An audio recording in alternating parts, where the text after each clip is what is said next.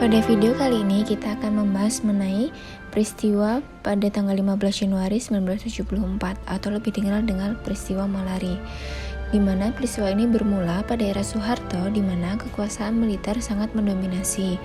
Hal tersebut dikarenakan antara presiden dan militer sangat ketergantungan, di mana militer bergantung kepada presiden untuk eksistensi kekuasaannya dan presiden bergantung kepada militer untuk mempertahankan kekuasaannya.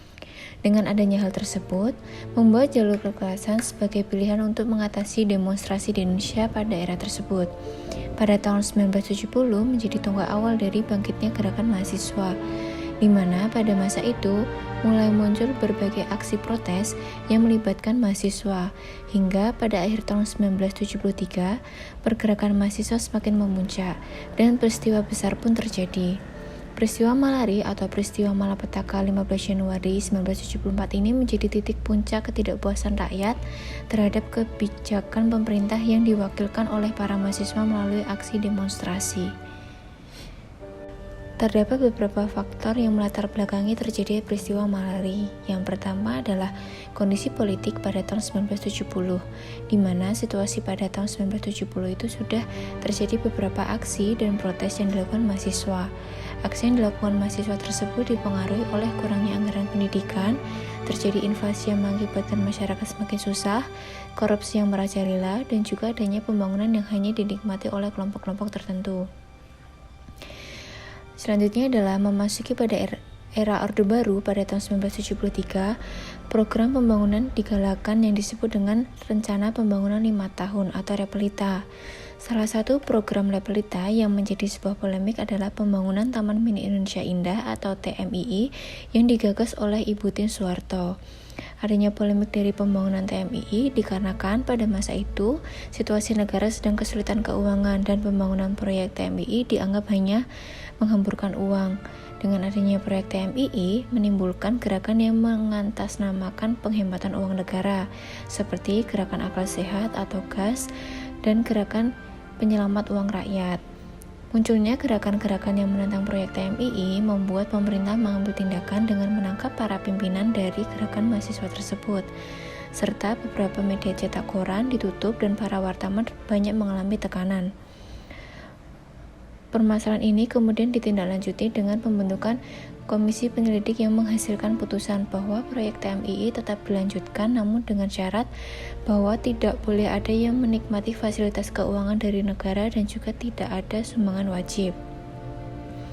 Faktor lain yang menyebabkan munculnya aksi Malari ini adalah adanya isu modal asing, di mana pada era Orde Baru sedang gencar untuk melaksanakan pengembangan pembangunan sehingga membutuhkan modal untuk melakukan pembangunan tersebut.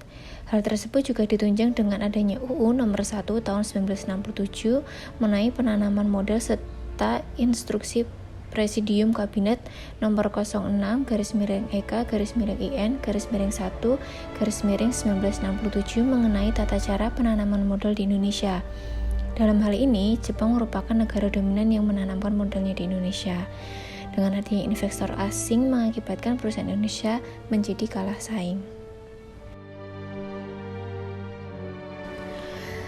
Sebelum terjadinya puncak kerusuhan pada tanggal 15 Januari 1974, telah terjadi aksi demonstrasi yang dilakukan oleh mahasiswa yang menentang para aspiri presiden.